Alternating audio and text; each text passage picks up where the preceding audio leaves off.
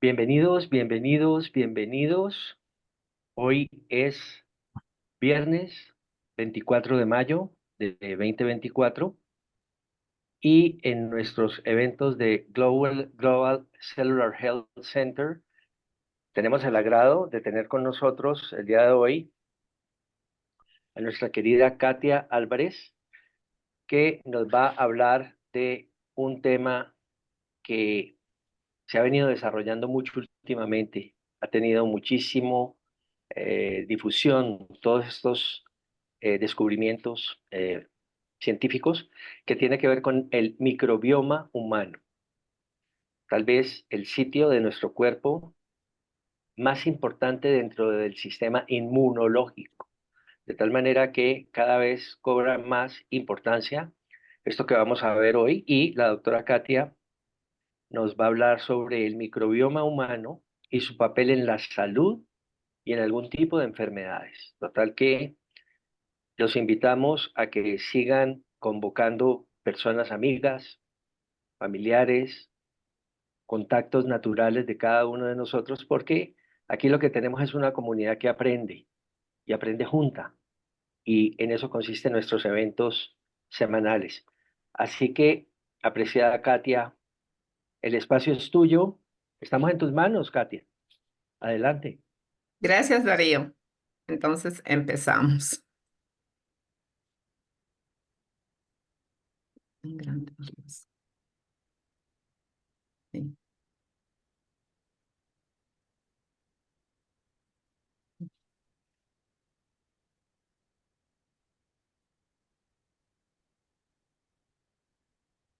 Bien, muy buenos días a todos. Es un gusto nuevamente eh, impartirles un poco del conocimiento que tengo. Es, Hay tanto que por estudiar, por conocer, realmente es tan amplio. Me considero que no sé nada. A veces veo, leo y digo, Dios mío, no sé nada. Entonces, hay tanto que aprender, tanto que leer. Dios mío, ya estoy de bajada, pero sigo intentando aprender más. Entonces, hoy vamos a hablar un poco acerca del microbioma humano y su papel en la salud y algunas enfermedades, como el microbioma o la microbiota lo tenemos prácticamente en todo nuestro cuerpo. Está en los cabellos, en el ojo, en la nariz, en las mucosas, en la piel y en mayor cantidad está en el intestino, ¿no? Entonces, vamos a hablar un poco de esto, cómo estos bichitos, estos microorganismos pueden ayudarnos en nuestra salud y por deficiencia de estos, cómo pueden generarnos diferentes tipos de enfermedades, ¿no? Entonces, la microflora o microbiota generalmente hace referencia al ecosistema microbiano reunido en un nicho ecológico determinado, sea la piel, sea el intestino, eh, cualquier parte de nuestro organismo donde haya gran cantidad de estos microorganismos se va a considerar un nicho ecológico.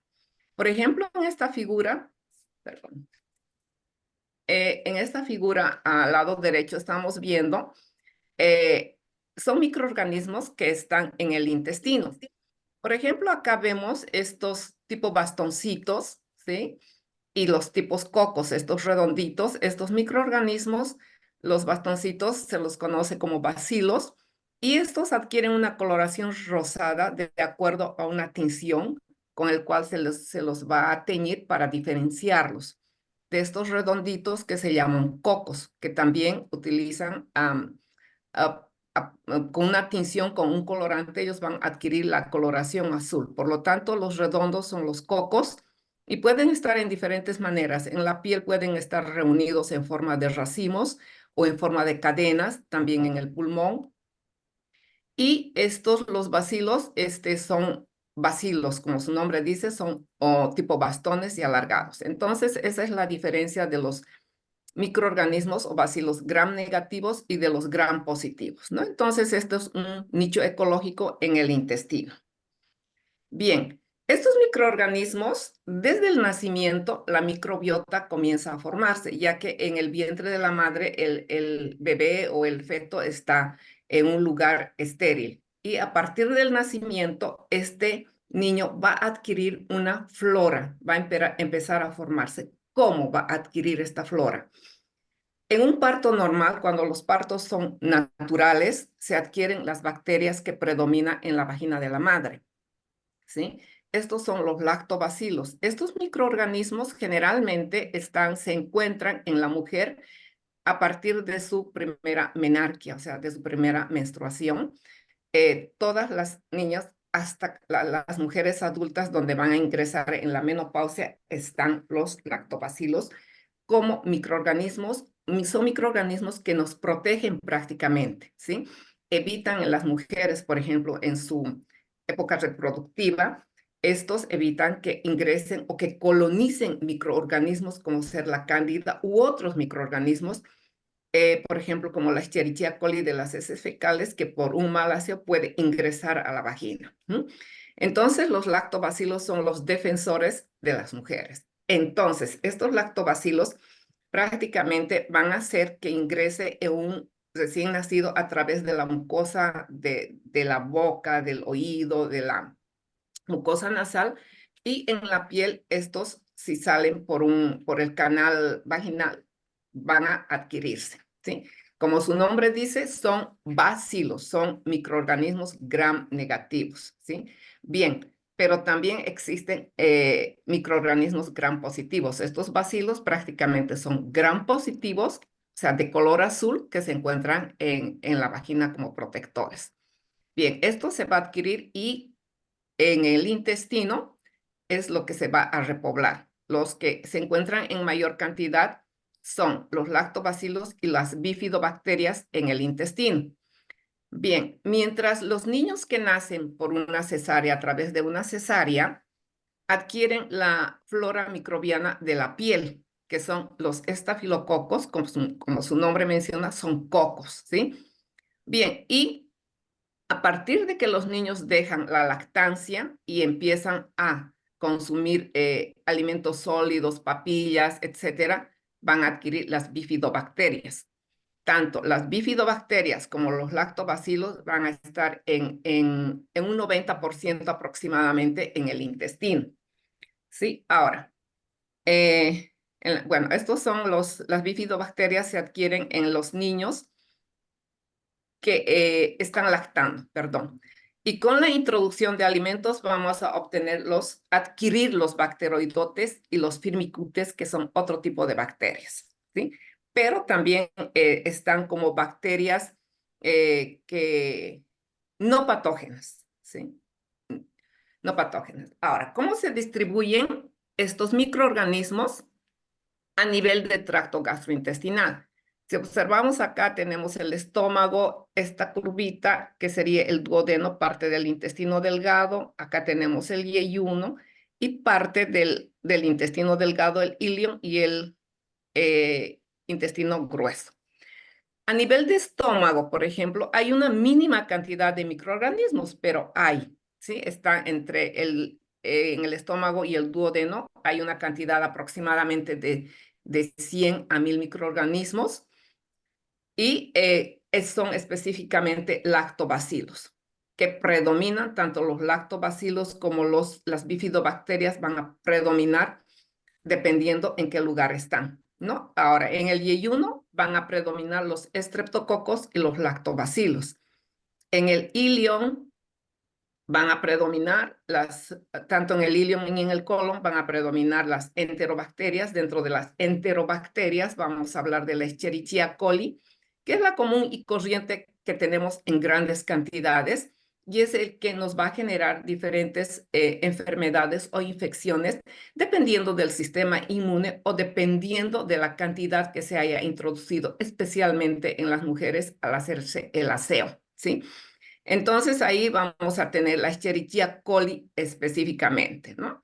Luego tenemos los enterococos, los bacteroides, bifidobacterias. Las bifidobacterias y los lactobacilos son los microorganismos que que son nuestros amigos, que nos van a ayudar en nuestra protección, ¿sí? Tenemos en pocas cantidades los otros, que serían los peptococos, peptostreptococos, ruminococos y los Clostridium. Los Clostridium, si bien son patógenos y nos generan enfermedades como diarreas, etcétera, estos Clostridios existen en una mínima cantidad en nuestro intestino. Si bien están ahí, pero el sistema inmune baja y estos saltan, ¿cierto? Entonces acá tengo aproximadamente qué cantidad de microorganismos existen, tanto de los buenitos y de los malos. Si vemos acá está nuestro intestino grueso y acá nuestro intestino delgado. El 90%, por ejemplo, todo este pedacito, los microorganismos que nos ayudan, nos protegen y generan vitaminas, y producen también anticuerpos. Están los bacteroides. Los bacteroides son bacilos, las bifidobacterias y los lactobacilos. Entonces, todos estos están en un 90% aproximadamente en nuestro intestino y en un 10% vamos a encontrar microorganismos que también viven en nuestro tracto intestinal, que no nos provocan enfermedades a menos que baje nuestro sistema inmune. En un 10%, como la Escherichia coli, que nos puede generar, especialmente a las mujeres, pueden generar diferentes infecciones del tracto urogenital, ¿no? La Escherichia coli, también tenemos los enterococos que están cerca de la piel, porque son cocos, y menos del 1% vamos a tener estos tres. Por ejemplo, el estafilococo, ¿sí? Los proteus, que son microorganismos que pueden causarnos infecciones intestinales, y el Clostridium. Como quiera, son microorganismos patógenos y se encuentran en el intestino en mínima cantidad. Bajan estos, baja el sistema inmune y estos están haciendo fiesta en nuestro intestino.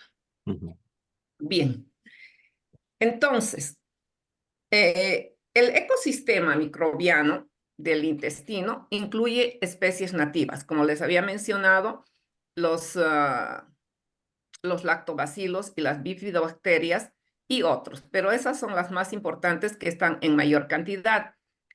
Estas especies nativas se adquieren al nacer, como les había mencionado, y durante el primer año de vida colonizan permanentemente el tracto gastrointestinal, dependiendo de la alimentación que se les da a los niños, ¿sí?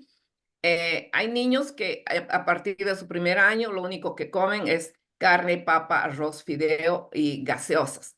Hay otros niños pues que la mamá les da papilla de verduras, papilla de frutas, etcétera, ¿no? Entonces, de acuerdo a la alimentación que se le va a dar, entonces se va a colonizar diferentes tipos de microorganismos.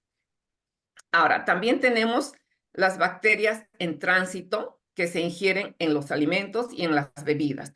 Todo tipo de bebidas, hay bebidas probióticas, etcétera. Entonces, ahí también vamos a adquirir estos microorganismos. Ahora, la población microbiana del tracto gastrointestinal incluye 100 billones, es una gran cantidad de microorganismos que existen y existen entre 500 a 1000 especies. Ahí les he mencionado unas 10 especies aproximadamente, pero la Escherichia coli, por ejemplo, tiene varias subespecies, ¿sí? Otras son muy patógenas, otras no, depende, ¿no? Entonces, por eso existen muchas especies para estudiarlos estos bichitos, ¿no? Ahora, vamos a ver las funciones de la microflora, o sea, cuáles son las funciones, cómo nos puede colaborar estos microorganismos. Entonces, por ejemplo, aquí tengo una mucosa intestinal, se ve tan precioso, ¿no? Aquí están las microvellosidades de las células de los enterocitos y aquí tenemos los microorganismos que pueden ser lactobacilos, bifidobacterias o cocos, ¿no es cierto? Entonces, ¿cuáles son las funciones? Hay tres funciones especiales, las que nos ayudan a nosotros y a nuestro intestino y a todo. Primero son las actividades metabólicas, cómo estos microorganismos tan pequeñitos nos ayudan a prácticamente a recuperar la energía y también a recuperar nutrientes y además a fabricar nutrientes, por ejemplo, como la vitamina K. Es importante porque a partir de ellos se genera la vitamina K. La función 2 es la protección del huésped frente a la invasión de microorganismos extraños. O sea, ellos en grandes cantidades protegen nuestra mucosa intestinal para evitar que microorganismos extraños o patógenos puedan ingresar a nuestro sistema. Si bien ingresan, pero ellos los destruyen porque generan sustancias con las cuales pueden destruir o inhibir el crecimiento de esos microorganismos. Luego vamos a ampliar esto. El tercer punto importante de esta microflora es desempeñar un papel esencial en el desarrollo de la homeostasis, de un equilibrio en el sistema del sistema inmune. ¿Sí? Entonces, aquí vamos a ver, perdón, la función metabólica, las tres funciones que les había mencionado. Estos microorganismos, como les había mencionado, metabolizan sustratos y residuos dietéticos de los alimentos que nosotros ingerimos, que no son digeribles, ¿sí? Por ejemplo, de de los frutos, de la naranja, de las verduras, todas aquellas sustancias que no se digieren, entonces los microorganismos los van a digerir, ¿sí? Y también se va a generar un moco a nivel del intestino, o sea, de la mucosa intestinal, protegiéndonos, ¿no? Y detritus celulares, que estos detritus celulares prácticamente son sustancias que van a pasar directo al tracto intestinal grueso, donde se va a eliminar en las heces fecales. ¿Qué otra función tienen? Nos ayudan, ¿no? La fermentación, por ejemplo, el consumo de carbohidratos, yo no los satanizo los carbohidratos, pero dependiendo de la cantidad o de qué tipo de carbohidratos uno consume. Los carbohidratos industrializados, por ejemplo, esos ingresan y se convierten rápidamente en azúcar, genera depósitos de grasa. Y lo que nosotros debemos consumir son los carbohidratos compuestos, por ejemplo, el garbanzo, los frijoles, las lentejas, etcétera, ¿no? El trigo sarraceno, etcétera, que son carbohidratos compuestos. Producen ácidos grasos de cadena corta, que es muy importante esto en el intestino, ya que generan postbióticos. Postbiótico es una sustancia generada, una molécula generada por estos microorganismos en presencia de prebióticos. Me va a generar butirato, propionato, ácido acético. ¿Sí? Este butirato, por ejemplo, es muy importante en el intestino de los niños autistas. Ellos carecen de este butirato, por ejemplo, ¿sí? Entonces es muy importante tener microorganismos que nos ayuden a generar estos ácidos grasos de cadena corta. También recupera la energía de la dieta, favorece la absorción del calcio, del magnesio, del hierro, y en el ciego, o sea, en el intestino grueso, van a generar, ¿qué? Vitaminas importantes como la vitamina K, la vitamina B12, la biotina, conocida también como vitamina 7 u 8, el ácido fólico, que es la vitamina B9, y el ácido pantoténico, que sería la vitamina 5, B5, ¿no? Entonces, si nosotros observamos todo esto en nuestro intestino o la microbiota nos ayuda a generar las vitaminas, que son muy importantes para nosotros, ¿no? Y también a partir de la síntesis de aminoácido, el aminoácido es la mínima expresión de la proteína, puede generar a partir del amoníaco o de la urea, puede generar aminoácido y al mismo tiempo también puede generar sustancias potencialmente tóxicas como ser los fenoles, los tioles y los indoles, ¿no? Con respecto a la función de protección, lo que va a hacer es impedir la implantación de bacterias extrañas al ecosistema, va a generar un equilibrio de las diferentes especies bacterianas, como les había mencionado, cómo nos van a proteger estos microorganismos generando sustancias antimicrobianas denominadas bacterocinas. Estas bacterocinas van a inhibir la proliferación de otras bacterias, ¿sí? Vamos a ver la función trófica, que se refiere a la protección al sistema inmune, ¿sí? Controla la proliferación y diferenciación de las células epiteliales, o sea, de los enterocitos, y van a desempeñar un papel esencial en el desarrollo del sistema inmune, donde van a generar, como les dije, o van a producir las diferentes vitaminas, ¿no? Y luego las células productoras de inmunoglobulina, la IgA, por ejemplo, ¿no? Entonces, la IgA es un anticuerpo que va a luchar contra los antígenos, es un soldadito. Entonces, ahí vemos cómo nuestro sistema, la microbiota es tan importante. No está queriendo pasar aquí. ¿Qué ha pasado? No puedo mover la siguiente diapositiva. Ah, ya. Ok. Entonces, como habíamos comentado en la primera función importante, que producen los postbióticos, como ser los que les había mencionado, por ejemplo, el ácido propiónico, es sintetizado por el bacteroide en el intestino y promueve la gluconeogénesis, o sea, la producción de glucosa en la célula, ¿sí? A partir de ella, no a partir de un consumo. Controla la homeostasis intestinal, inhibe la lipogénesis, o sea, la generación de grasa, de células grasa, reduce la ingesta de alimentos, por eso es muy importante estos postbióticos. Ahora, el ácido acético sintetizado por bacteroides en el hígado, ¿sí? Disminuye el contenido lipídico. O sea, a mayor consumo de carbohidratos industrializados, mayor producción de grasa o depósito de grasa a nivel de hígado, ¿sí? Aumenta la termogénesis, aumenta la oxidación de la grasa. El ácido butírico o butirato es muy importante, es otro postbiótico importante que está sintetizado por los firmicutes en el intestino y promueve también la gluconeogénesis y controla la homeostasia o sea, mantiene en equilibrio la glucosa a nivel de las células. Luego el indol en el intestino, sí, promueve la liberación de un neurotransmisor. Como su nombre dice, neurotransmisor, muchos pensamos que la serotonina, por ejemplo, la dopamina y otras hormonas, se generan en el cerebro. No, se generan a nivel intestinal. A través de los prebióticos y de los probióticos van a generar una molécula conocida como triptofano, y esta me va a generar otra molécula, el 5-hidroxitriptofano. Esta va a dar lugar a la serotonina, y esta me va a dar lugar a otra molécula que sería la melatonina, que pues se activa en la noche, la cual nos ayuda en el sueño, ¿no?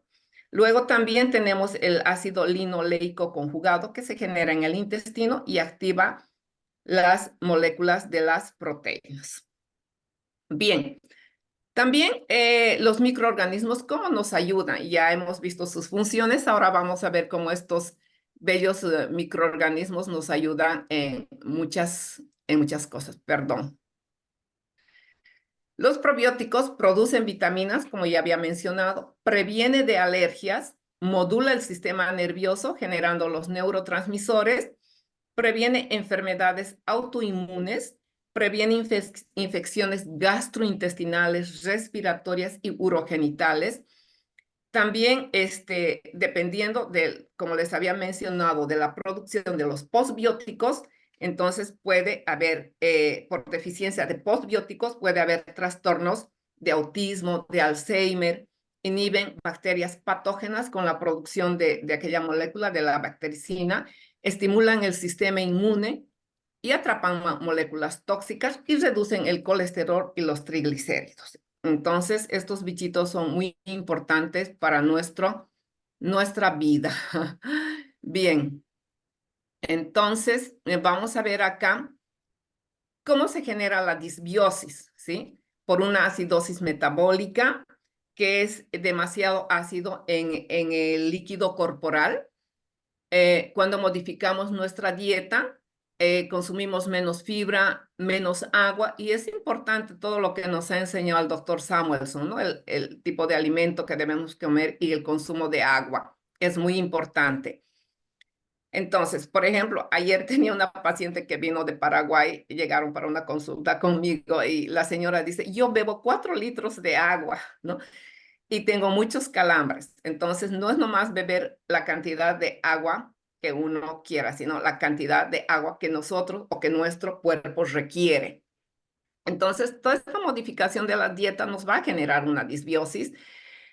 El uso frecuente de antibióticos y hierro oral también genera disbiosis, el enlentecimiento del tránsito intestinal, la uremia, nos va a generar disbiosis, ¿no? Ahora, esta disbiosis, ¿qué me va a causar? Disminución en el ácido graso de cadena corta, ¿no es cierto? Y disminución en las vitaminas K. Si hay disminución de vitamina K, obviamente vamos a tener hemorragias, ¿no? También, qué va a suceder? ¿Sí? El aumento de bacterias proteolíticas, ¿sí? Con actividad de ureasa, etcétera, y otras enzimas productoras de amonio, me van a generar toxinas urémicas, como por ejemplo los indoles, los fenoles, los hipuratos y las aminas, y la timao, que sería la N-óxido de trimetilamina, que puede traspasar la barrera intestinal y generar diferentes patologías. Todo esto me va a generar la erosión de la pared intestinal, lo que ya habíamos hablado la anterior vez que yo me presenté el tema, cómo erosiona la pared intestinal, cómo hace que las células que están juntas se van separando, ¿no es cierto?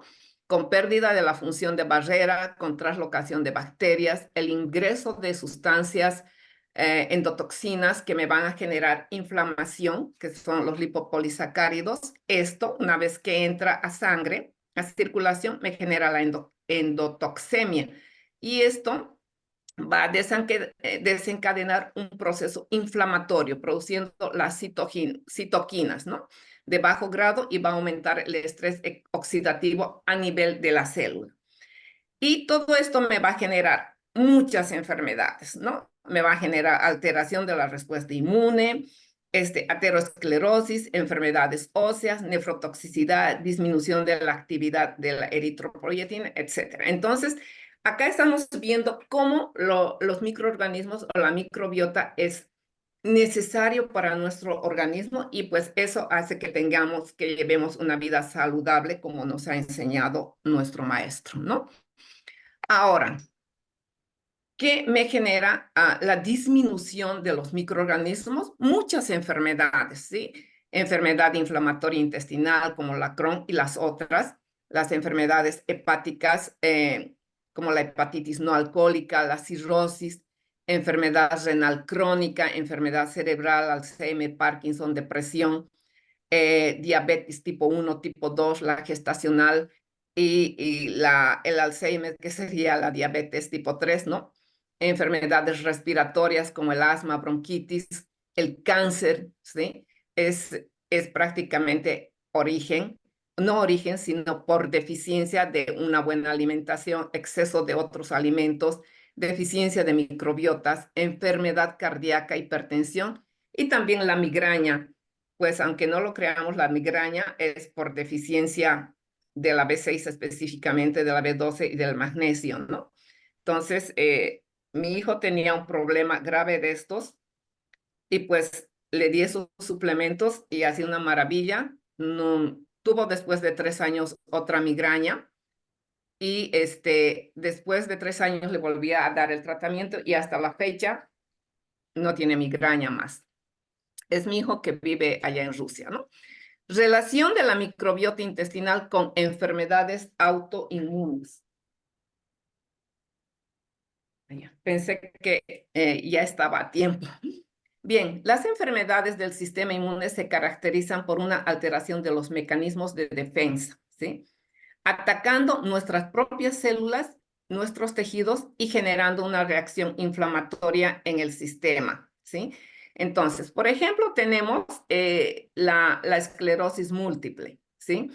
Es una enfermedad inflamatoria de origen autoinmune, desmielinizante, que afecta el sistema nervioso. ¿Cuáles son los síntomas? Pérdida de sensibilidad, deterioro cognitivo, discapacidad crónica. Estudios que se han realizado demuestran que hay una disminución de microorganismos. ¿De cuáles? De los lactobacillus, de los parabacteroides, la prebotella, los bacteroides, y un aumento. Fíjense, si bien el bifidobacterium está dentro, junto con los lactobacillus, está dentro de la microbiota que nos defiende, que la debemos tener en grandes cantidades, un aumento excesivo de la bifidobacteria, los ruminococos y la Archemania blautia pueden llegar a generarme la esclerosis múltiple. Entonces, no todo es tener grandes cantidades en exceso de bifidobacterium. Tiene que haber un equilibrio, una homeostasis tiene que haber.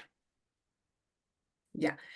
Bien, entonces, ¿qué enfermedades están asociadas a la disbiosis intestinal? ¿No? Enfermedades inflamatorias, ¿sí? Las patologías del sistema nervioso central, fíjense, es increíble ya que existe el eje cerebro-intestino, ¿no es cierto? Fíjense cómo podemos adquirir estas enfermedades, como la depresión, que todo el mundo cree que es problemas de cerebro, etcétera. La depresión es por muchas deficiencias, o sea, por una mala alimentación, deficiencia de vitaminas, etcétera. Enfermedad de Alzheimer, enfermedad de Parkinson. La enfermedad de Parkinson, por ejemplo, en el intestino se genera la serotonina, la dopamina, y el Parkinson es por deficiencia de la L-dopa, la dopamina, ¿cierto? Entonces, para modular eso, por ejemplo, yo tengo un paciente de 71 años con Parkinson. Eh, Le he bajado, no en mucho porcentaje porque apenas tengo 3 semanas de tratarlo por vía endovenosa, entonces le doy L-tirosina. La L-tirosina me genera L-fenilalanina y esa me genera dopamina. Entonces, a partir de eso, se puede modular. O sea, no le he ofrecido que le voy a quitar su Parkinson, ¿no? El señor quiere ya en 3 días, en una semana, dejar de temblar, pero le he reducido bastante su motilidad de sus manos y de sus piernas. Antes movía así, ahora solamente hace así, leve. ¿No? Entonces, hay gente que en un día quiere dejar de tener las enfermedades. Eso es difícil. Si la adquirí el Parkinson en 30 o 40 años por déficit de micronutrientes, por lo menos tendría que esperar 10 años o más para poder arreglar un problema, como en el mío, por ejemplo, que yo tenía artrosis de fase 2. En 5 años aproximadamente he logrado detener la destrucción de mi cartílago, ¿no? Actualmente camino bien, antes caminaba con muletas, etc. Entonces, todo tiene su tiempo para poder tratar. Trastornos del espectro autista, ¿sí? Por deficiencia de un postbiótico, ¿no es cierto? La esclerosis múltiple que hemos hablado, patologías del aparato digestivo, síndrome del intestino irritable, enfermedad inflamatoria, obesidad. Entonces, algunas de las enfermedades que puede causar la deficiencia de microorganismos, ¿sí? Entonces, aquí vamos a ver algo bonito, me encantó esto, la función cerebral, ansiedad y estrés que se origina prácticamente en el intestino eh, por por no haber un equilibrio de la microbiota. Por ejemplo, acá tenemos el sistema intestinal, la circulación sanguínea y la piel. Fíjense, cuando hay un ecosistema intestinal sano, vamos a generar ácidos grasos de cadena corta, el butirato, etcétera, lo que les había mencionado, y la vitamina D que la adquirimos prácticamente del sol, ¿no? A través de la piel, entonces se genera la vitamina D. Esto me va a tener un entorno antiinflamatorio, células, enterocitos sanos completamente, ¿sí? Ahora, una dieta occidental, ¿sí? Me va a generar exceso, bueno, con exceso de carbohidratos, etcétera, la dieta occidental, ¿no es cierto? Me va a generar una disbiosis. Por lo tanto, va a haber disminución de ácidos grasos de cadena corta, disminución de vitamina D, disminución de las células T reguladoras que me van a generar metabolitos microbianos, sustancias tóxicas como el fenol, el paracresol, que van a generar la disfunción, la separación de los enterocitos, ¿no es cierto? Entonces, esto me va a generar inflamación sistémica, o sea, los microorganismos van a llegar directamente a la circulación sanguínea, donde van a ingresar los lipopolisacáridos, las endotoxinas, ¿cierto? Entonces, generando una barrera intestinal permeable, la cual me va a generar inflamaciones. O sea, esto va a entrar directamente en las citocinas que son proinflamatorias, me van a generar dolor de estómago, inflamación, diarrea, etcétera. Ahora, esto también afecta a nivel de la piel. Ahora, cuando nosotros tenemos nuestra flora microbiana equilibrada en homeostasis, consumimos probióticos, tenemos una buena alimentación, ¿qué generamos, no? Generamos el aumento de los ácidos grasos de cadena corta, la vitamina D, nuestras células T reguladoras se incrementan, hay generación o restablecimiento de la barrera intestinal donde vamos a impedir que ingresen las endotoxinas, bacterias que nos van a generar inflamación, ¿cierto? Bueno, a nivel de la piel, ¿qué también genera, no? A nivel de la piel, pueden ingresar las citocinas proinflamatorias generándonos una disbiosis cutánea, lesiones donde puede haber forúnculos, las alteraciones de la piel. Y si tenemos una homeostasis, va a haber homeostasis de la microbiota cutánea y vamos a restablecer la barrera cutánea. Entonces, me gustó mucho este cuadrito acá. Es muy interesante. Bien, entonces, ¿cómo debemos cuidar nuestras bacterias? Es muy importante eso, y acá. Educar y cuidar nuestra alimentación, consumir verduras en todas las principales comidas, que prácticamente esto se considera prebióticos. Aumentamos el consumo de beta-glucanos, consumir almidón resistente. El almidón resistente es muy interesante, eso se consigue con choques térmicos, calor, frío, reducimos el almidón, entonces estos ingresan al intestino y prácticamente es alimento para los microorganismos y no hay un continuo elevamiento de la insulina, ¿sí? Consumir fibra insoluble, evitar los antibióticos, eliminar el azúcar refinado, productos procesados, productos precocidos. Yo, cuando llegué aquí a Bolivia el 93, yo me dedicaba a hacer verduras precocidas, conservantes, colorantes, etcétera, ¿no? Ahora ya no lo hago. ¿Qué también debemos incluir nosotros en la, en la microflora, para que aumente nuestra microflora, para que aumente la arquilmancia, por ejemplo, ¿sí? Para que no haya, degradación de la mucina, genera antiinflamación y antiobesidad. ¿Qué debemos incluir, no? Los cranberries, la uva, la granada, esto prácticamente genera una decreción de los lignanos, ¿sí? Ahora también para aumentar el Faecal bacterium, podemos incrementar los polifenoles que se encuentran en la uva, también se encuentra en el extracto de la cocoa, los polifenoles, para incrementar los firmicutes, los bacteroides, los linfocitos T, etcétera. Entonces,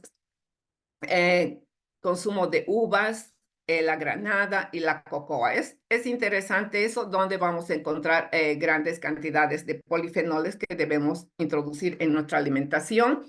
También es muy importante las antocianinas, ¿sí? Y los flavonoides. Por ejemplo, el extracto del té verde es muy importante porque va a aumentar las bifidobacterias, las proantocianinas, como los polifenoles en la cocoa, en el agua soluble. También va a incrementar los lactobacilos y los bifidobacterios, ¿sí? También aquí tenemos ¿cómo se llama esto? Las antocianinas y proantocianinas en los blueberries, que va a incrementar los lactobacilos y las bifidobacterias. Esas las que hay en mayor cantidad, ¿no? Es muy interesante todo esto. Y también los prebióticos, ¿sí? Como los carbohidratos, las fibras, los carbohidratos con fibra, las verduras, ¿cierto? Entonces, después aquí también va a promover el crecimiento de los probióticos, específicamente de los lactobacilos y las bifidobacterias, que son muy importantes para nosotros. y nos va a ayudar a generar los postbióticos, como habíamos hablado de los ácidos grasos de cadena corta, que es muy importante, ¿no? Bueno, aquí tenemos las referencias, si pueden revisarlo, ahí tengo un libro excelente que mi esposo me ha enviado de Estados Unidos. No sé mucho el inglés, pero bueno, ahí vamos. Entonces, muchas gracias por su atención. Cualquier pregunta que puedan realizar, pues acá estamos. Bueno, doctora Katia, muchas gracias por la explicación. Cantidad de conceptos valiosos, importantísimos.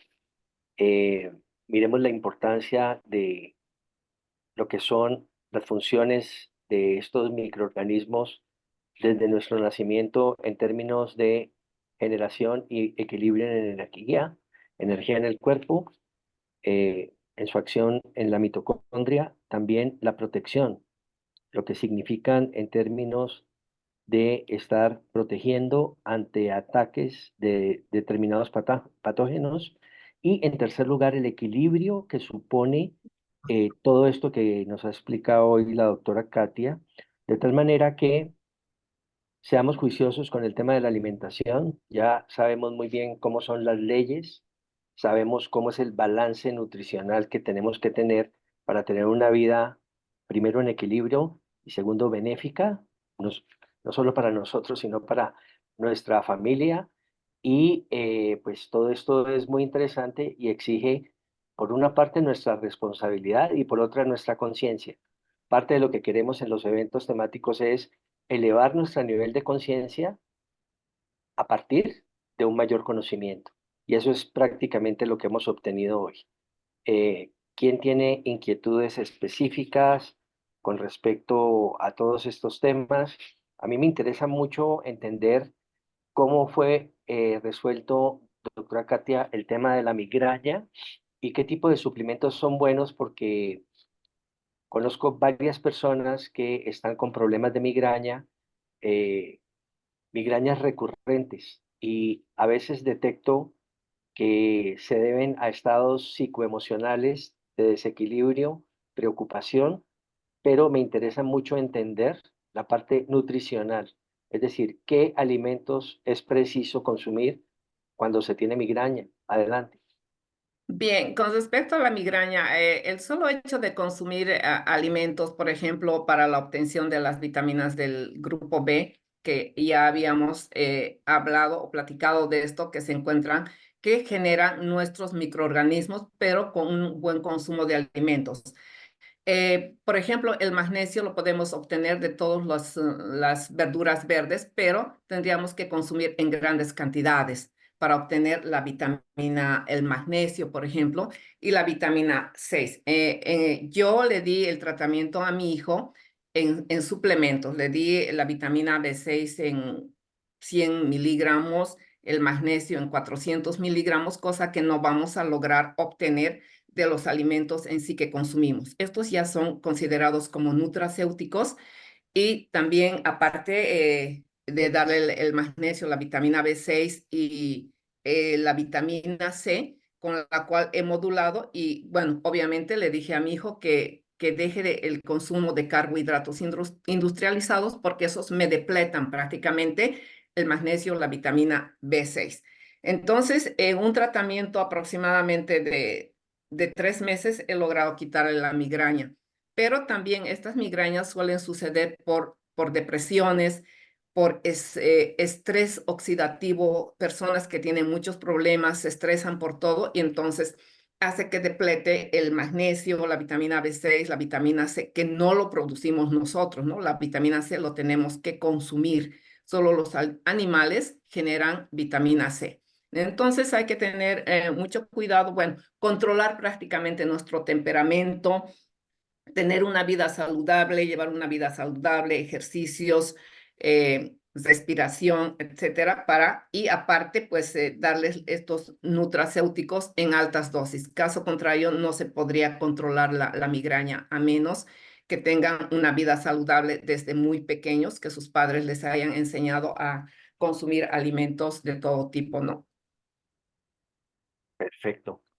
Creo que es bastante inspirador y bueno, a aplicar todo esto porque la persona que tiene migraña sufre mucho y se aísla, ¿no? Por 2, 3 días, algunos hasta 7 días, tiene que Así estar es. en ambientes encerrados, con las cortinas abajo, la luz les molesta profundamente y bueno, se vuelve un tema terrible. Así Entonces, es. ¿quién más quiere participar? ¿Algunas dudas, inquietudes, aclarar conceptos a partir de toda esta ilustración que hemos recibido hoy? Adelante. Buen día, doctorita. Buen Quería día. ver por ahí, no había abierto la cortina para ayudarle. Bueno, yo tengo una pregunta para la doctora Katia. Bueno, Doctor, usted me mata con sus preguntas. No, no, bueno, no, esto es bien sencillo. Es por los prebióticos. Ajá, los Prebióticos ya prebióticos. son nutrimentos que ya son muy buenos para ya la microbiome, para que crezcan los buenos que ya he indicado. Así ¿Cuáles, es. cuáles son algunos de los prebióticos que se encuentran en comidas, en suplementos que podemos ya entonces aumentar para en nuestra dieta? Bueno, los prebióticos, hay prebióticos solubles e insolubles. Entonces, estos prebióticos lo podemos encontrar en la fibra de muchos, de la fruta, en la fibra de las verduras, que nuestro, prácticamente no son destruidos en la digestión e ingresan directamente al intestino grueso, ¿no? Entre ellos tenemos la inulina, por ejemplo, la FOS, que es un fosfoglucosacárido, y estos son los prebióticos que manejo yo actualmente, son los dos que más manejo, y cuando doy tratamiento por disbiosis a mis pacientes, les doy la mayoría de los lactobacilos, de los bifidobacterium, no así los otros, dependiendo, ¿no? Por ejemplo, si tengo un paciente con colesterol alto, tendría que darle el lactobacillus reuteri, tendría que ingresar ahí, más los fosfoglucosacáridos, que es un prebiótico, y también la glutamina, ¿no? Entonces, esos dos, como la inulina y el fosfoglucosacárido, manejo y que se encuentran en las verduras, en las frutas. No sé si le respondí bien, doctor. Exactamente lo que yo estaba pensando, que es precisamente el dieta de las 10 leyes, de los micronutrientes que se necesita también incluyen estos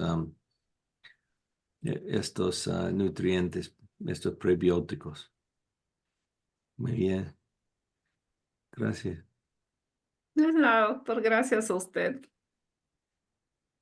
por enseñarnos tanto. Soy su fiel seguidora. Ya. ¿Alguien más quiere participar? Eh, Tener en cuenta también todo esto que nos ha hablado la doctora Katia con respecto a de qué manera edificamos en nuestro tracto gastrointestinal unas barreras que van a servir para proteger esa mucosa de las paredes del intestino para que no haya disbiosis, que es uno de los principales problemas. Cuando comienza a haber invasión de microorganismos malos a nuestra comunidad que está en equilibrio y esto produce toda esa cantidad de enfermedades. Démonos cuenta que cuando mostró esa figura, ese diagrama donde aparecían problemas de Parkinson, Alzheimer, autismo, que supuestamente están incubados en el cerebro, se generan en el microbioma, es decir, en el intestino, en la parte de nuestro abdomen, por ponerlo de manera espacial, digamos. En el espacio del intestino se generan cantidad de enfermedades que conectan con el cerebro. Diabetes, páncreas, temas cardiovasculares, corazón, y todo este tipo de cosas para que miremos qué están interactuando y tan en intersistemas estamos supremamente interconectados, más de lo que pensamos. Total que eso es bien importante. ¿Alguien más quisiera hacer alguna pregunta a la doctora Katia? Yo, Carmela. Por Buenos favor, días Carmen. a todos. Gracias, doctora, por esta interesante charla.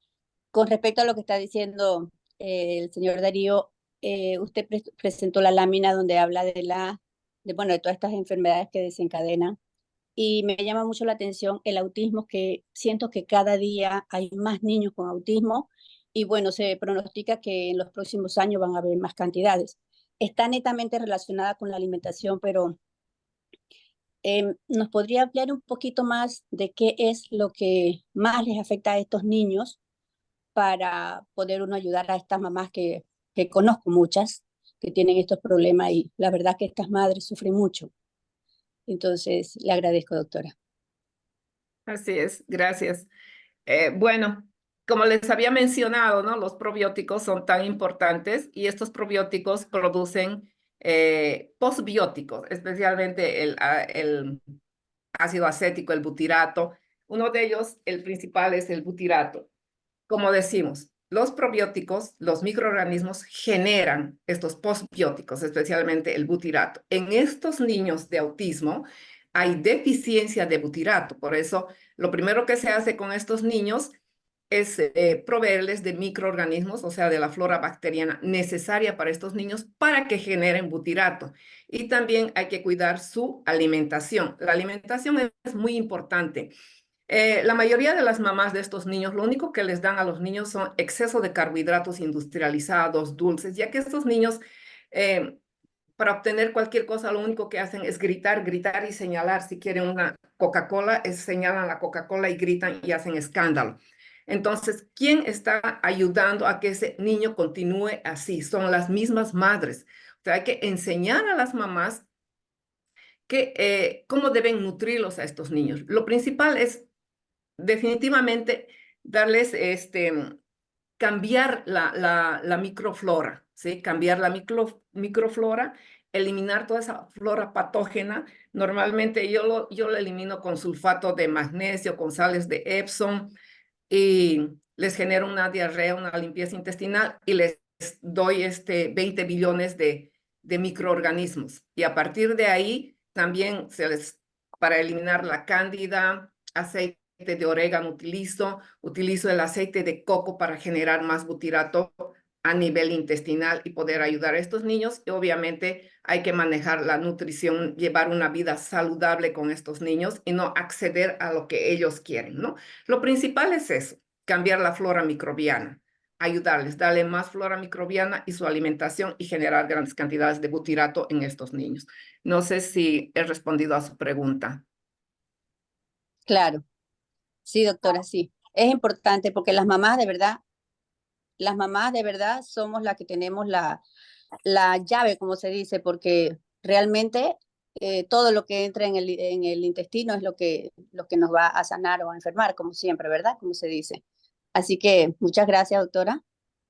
Lo tendré en A cuenta. usted. Bueno, Y hay una cosa muy especial de esto que está comentando la doctora Katia, y es las mamás son las que deciden qué alimento es el que el niño debe tomar. Es decir, y en eso, a partir del amor, a veces por ignorancia, las mamás son las principales promotoras de la enfermedad. Total que no se trata de la intención de la madre, del amor hacia su hijo, sino de que ejerza a través de este conocimiento una educación, no solo a nivel, digamos, pedagógico, sino también nutricional adecuada. Leonor quiere hablar. Adelante, Leonor. Antes de que hable Leonor, quiero hacer un comentario.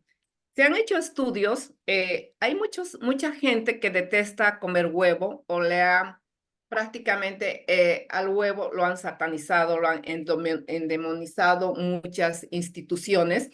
Y el no consumo de huevo, por ejemplo, el huevo tiene proteína y tiene la yema donde vamos a tener fosfolípidos necesarios para nuestro cerebro.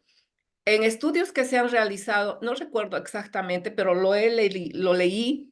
Entonces, aquellas niñas que no consumen el huevo y se convierten en mamás, generalmente generan niños con autismo. Yo tengo un paciente que lo conozco hace mucho tiempo, qué sé yo, hace 20 años, 10 años más o menos, o 15, que traté a su mamá, o sea, para que no haya reincidencia de cáncer, porque ella ya tenía cáncer de mama, le hicieron una mastectomía y no quería recibir quimio. Entonces yo le traté por un año aproximadamente con nutrientes y le cambié toda su dieta, la volví vegetariana, evité los carbohidratos en su mayor parte, le di una dieta cetogénica. El hijo de esta señora detesta tanto el huevo que tira la yema y evita que sus niños coman. Actualmente la niña, ya es señorita, etcétera, tuvo un niño con autismo. Entonces hay una relación casi directa de estas niñas que no tienen un buen consumo que no tienen un buen consumo de ácidos grasos en su alimentación, ¿no? Entonces quería acotar eso, tal vez. Bueno, continuamos con Leonor. Muchas gracias. Leonor, adelante.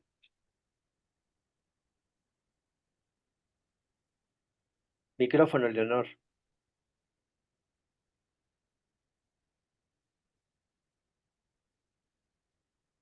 No escuchamos. Absolutamente nada.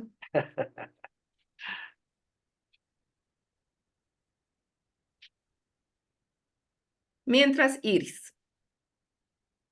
Adelante, Iris. Bueno, primeramente, doctora Katia, le agradezco esto que estamos aprendiendo muchísimo porque primeramente cuando he ido a muchos discursos, bueno, muchas presentaciones de niños con autismo, que me quedé tan impactada y una de las cosas que yo capté, que yo pude aprender un poquito, fue de la importancia del gluten. Oh my God. Yo sufro de inflamación y puedo notar cuando como la harina, cuando como cosas que me inflaman, y me puedo imaginar esos niños que tienen autismo, que también pasan por lo mismo, porque yo tuve una amiga de sus 3 hijos, todos sus hijitos nacieron con autismo, y eso es algo raro. Y ella siempre se estaba educando porque por eso que yo la conocí a ella en nuestras conferencias donde enseñan y hay médicos y hay tanta ciencia que ayuda a entender, pero no tienen esa clave exacta por qué los niños nacen con ese problema. Muchos creen que son las vacunas. Yo no quiero meterme a eso porque pues yo no soy doctora, pero sí hay que tener ojo en todo lo que uno puede escuchar, porque el autismo no viene de por así, viene por algo que que puede existir.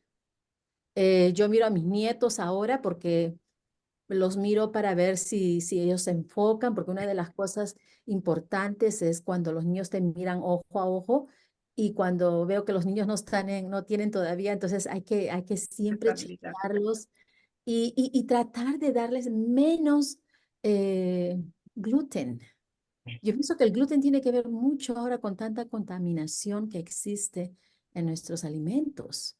Hay que prevenir, ¿no? Y bueno, le agradezco mucho por todo lo que nos ha dado para aprender y seguir curioseando, porque esto es un tema muy grande de la Es. información de nuestro sistema, nuestro cuerpo, porque el que es mejor doctor, yo creo que es uno propio, y Así hay es. que ir aprendiendo, ¿no es cierto? Gracias, doctora Katia. Así es. Solamente quería No decir. es nada. Lo que quería comentar al respecto de lo que comentaste, yo considero que habría que ver en retroceso cómo ha sido la nutrición de esa señora que tiene 3 niños autistas. Habría que ver cómo o fue o sea, si el esposo también influye mucho de eso, porque él pues dona el 50% de los genes, ¿no es cierto? Actualmente están naciendo muchos niños autistas, pero hay que ver cómo son ellos. Los jóvenes, por ejemplo, los varones, utilizan su celular adentro, aquí en el bolsillo adelante.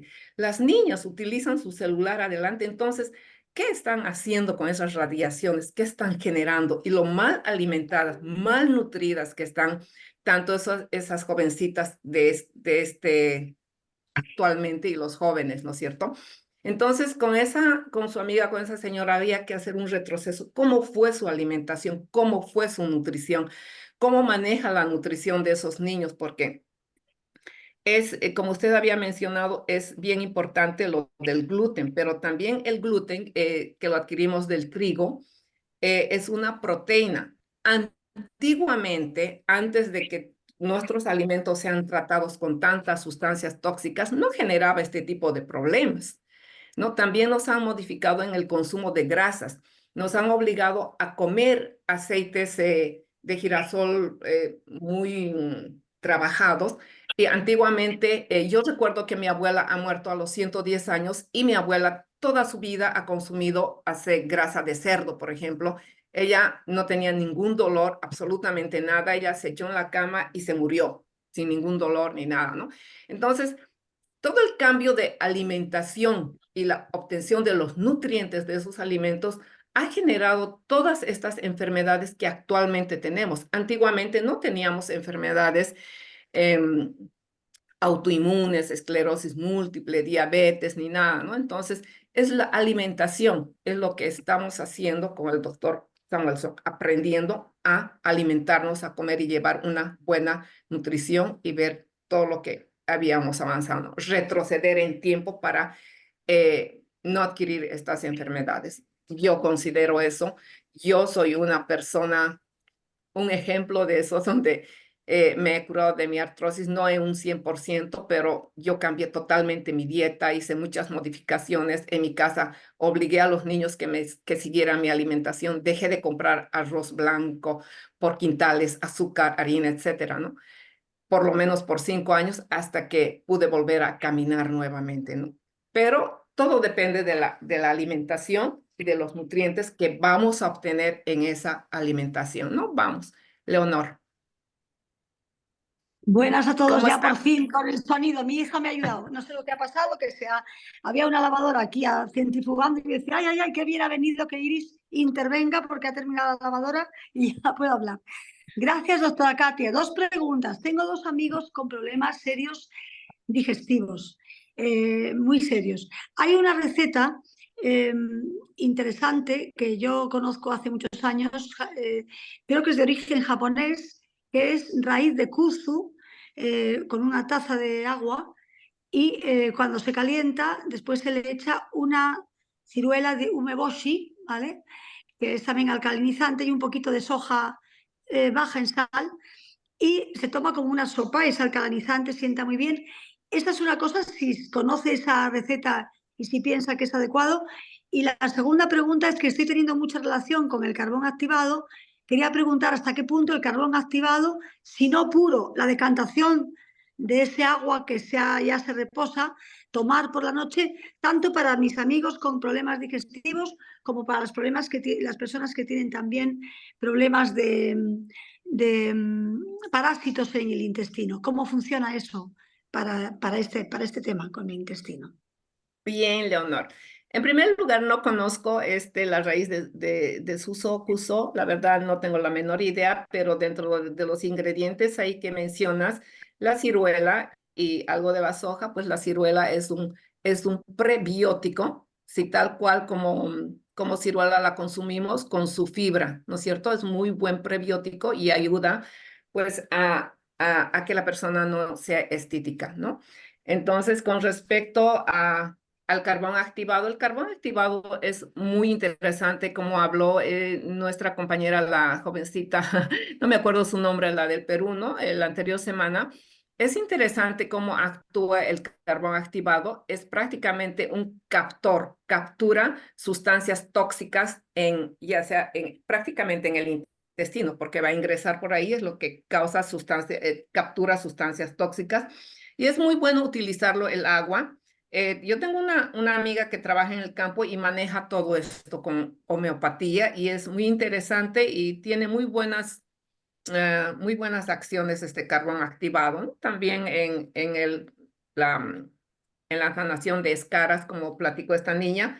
Entonces es interesante. Yo uso el carbón activado. Mi hijo lo utiliza para lavarse los dientes en vez de utilizar colinos, por ejemplo, o el dentrífico, ¿no?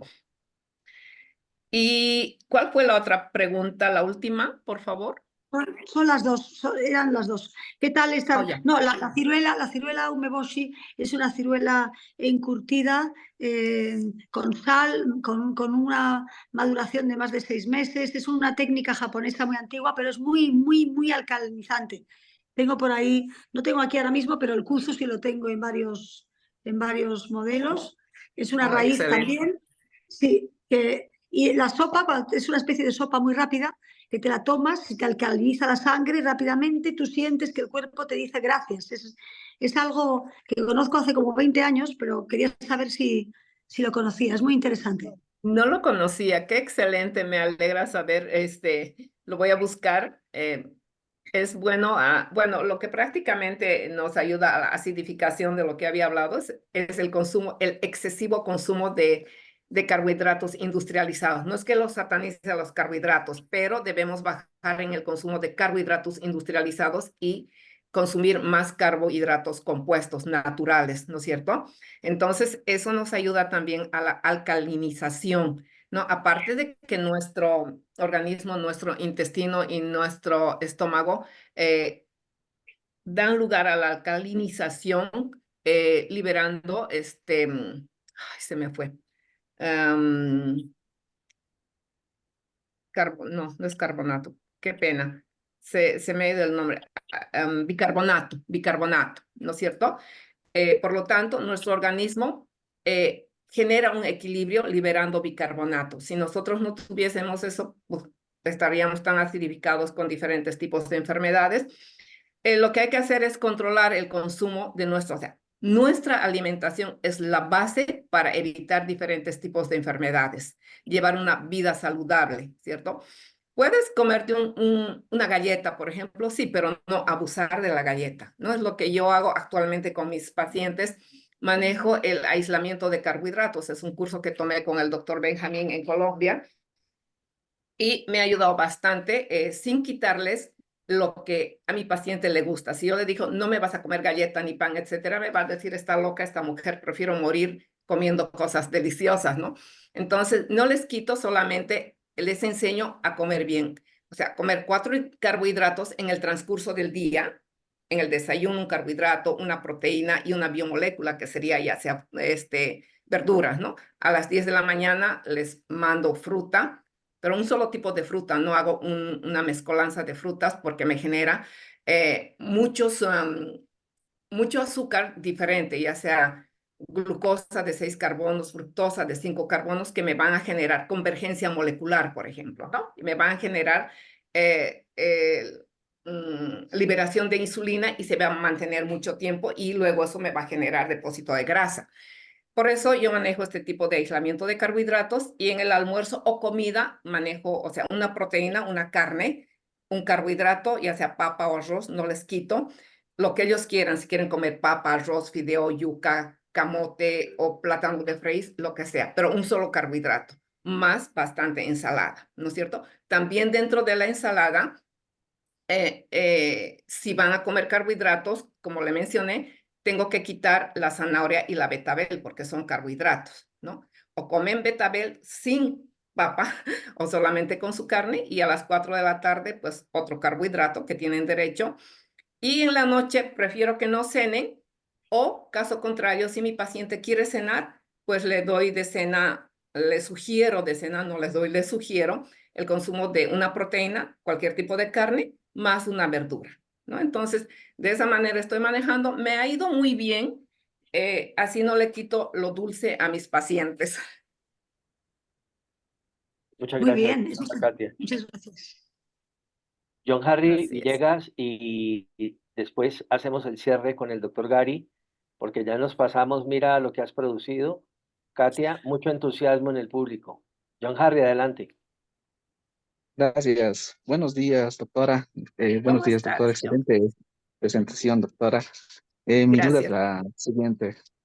Respecto a un estado de disbiosis, usted mencionaba sobre dar sal de Epsom o sal de magnesio para tiene un efecto laxante, ¿no? Y luego reconstituir esa flora. Pero también se podría usar algún antibiótico, tal vez de origen natural o tal vez producido en farmacia y luego restituir esa flora? Mira, en primer lugar, no podemos utilizar antibióticos para restituir. Bueno, los antibióticos matan toda la flora, ¿cierto? Puedes utilizar antibiótico, pero ese antibiótico que vas a utilizar tiene que ser para cierto tipo de infección que tienes y tiene que ser un tiempo considerable. No puedes utilizar 2 días de antibiótico porque me vas a generar resistencia a ese antibiótico. Entonces, no es conveniente utilizar antibióticos para tirar toda la flora, matar a la flora patógena, ¿cierto? Y aparte de eso, tiene que haber una limpieza del intestino, ya que en las paredes del intestino hay mucho mucus, mucho detritus celular, y eso lo tengo que eliminar, ya sea con sulfato de magnesio, con las sales de Epsom, que es lo mismo, o con un enema de café, o con... Hay unas hojas, las hojas de SEM, por ejemplo, que yo manejo, eso mucho lo traen del Perú. Con boldo yo hago eliminar prácticamente todo lo que es del intestino para empezar cualquier tratamiento a nivel intestinal o una desintoxicación. Entonces, no puedes usar antibiótico. Luego de eliminar todos los residuos fecales, necesitas suplementar con probióticos más o menos aproximadamente por 20 billones el pool de lactobacilos, porque son varios, y un pool de bifidobacterias, que también son varios, son los más importantes, y sobre eso tengo que añadirle un aminoácido denominado glutamina para que regenere las microvellosidades de mis células, ya que cada enterocito o cada célula tiene una vida media aproximadamente de 3 días, o sea, cada 3 días se van regenerando las células, ¿cierto? Entonces yo tengo que aprovechar eso para poder regenerar las microvellosidades de mis enterocitos para que haya mayor absorción, ¿cierto? Comprendo, doctora. Muchas gracias. No Solo es esa era mi nada, duda, ¿no? Sí, podría yo usar un antibiótico y luego no puedes, eliminarlo, pero no. es un problema, ¿no? Que me va a generar el antibiótico. Te va a generar resistencia a ese antibiótico. Si tú tomas 3 días, por decir, amoxicilina o cotrimoxazol, ¿sí? El cotrimoxazol es de amplio espectro que me va a matar tanto las bacterias gram negativas del intestino, las buenas y las malas. Si tomas 3 días, vas a matar, pero algunos se van a volver resistentes. Y la próxima vez que vayas a utilizar ese antibiótico, no vas a lograr matar a la mayoría. Por lo tanto, estás generando resistencia y vas a tener que utilizar otro antibiótico más fuerte que ese. Entonces, no es conveniente, no es conveniente. ¿Sí? Muy bien, doctora. También una consulta respecto al, que ya que se tocó el tema del autismo. Una característica que tienen estos pacientitos es el no deglutir bien o no masticar bien los alimentos, o sea, se lo tragan. ¿Qué problemas me puede llegar a ocasionar este accionar, ¿no? El de mal comer, ¿no? Del niño, ¿no? Que no va a deglutir el alimento bien, o sea, va a tragar. Prácticamente tragan estos niños porque en este caso, en este tipo de niños, se ha mencionado que tienen la lengua un poco más gruesa, por eso ellos no pueden masticar y tratan de tragar, ¿no? Entonces, lo mejor es al principio de empezar un tratamiento, darles a estos niños papillas y no darles, o sea, si son niños no adolescentes, porque los adolescentes y los adultos con autismo a ellos pues hay que tratar de enseñarles cómo van a comer y masticar y no darles en grandes cantidades. Yo he visto un niño autista que me ha visitado, es un niño sumamente hiperactivo, pero sus papás le daban arroz, papa y él agarraba con sus manos y comía y tragaba, ¿no? Como usted dice.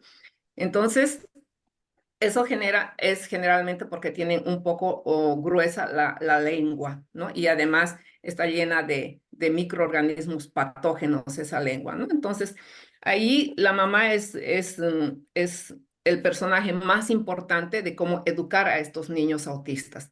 Es la mamá o el papá. Definitivamente no hay otra cosa. Ellos tienen que ver su nutrición, su alimentación, no darles cualquier cosa, ¿no? Muy bien, Está bien, muchas doctora. gracias, doctora Katia. Gracias. Leonor, breve Un porque ya segundo, vamos, un segundo nada vamos más. terminando, llevamos 20 minutos de más. Y hay Un gente segundo que más. tiene que hacer Conmigo. otras cosas. Dale.